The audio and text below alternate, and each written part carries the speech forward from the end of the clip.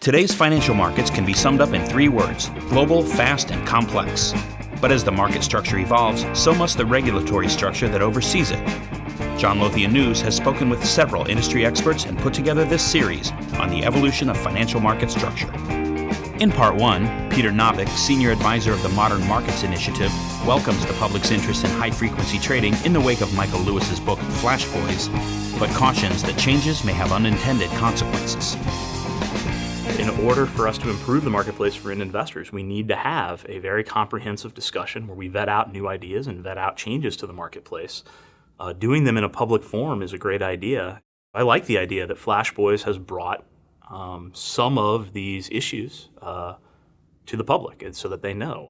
It made it readily understandable to a wide audience, but I think at the same time it ended up painting some issues with too broad of a brush. I think Michael Lewis did a very good job of pointing out some of the conflicts of interest that you see in brokers. They've got customer flow, they have proprietary desks, they have internalized pools, they run dark pools. There's a lot of conflict of interest there. I think some do a very good job and some don't. I think he also did a very good job of pointing out that brokers that put a lot of time, or even some time, and effort into innovating do a much better job representing their clients than those who don't and just stay stagnant. You should see innovation in order to benefit the end investor. So I think that's great because I think the book pointed out to end investors that they need to not choose their brokers lightly and demand more.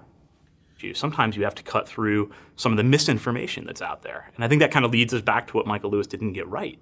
One of the things he did was he took a very small subset of trading of possibly pernicious behavior and said, this is all HFT. But when you take something that's a very small percentage from a small amount of participants and say this is all high-frequency trading, you ignore the many benefits that high-frequency trading has brought to the market.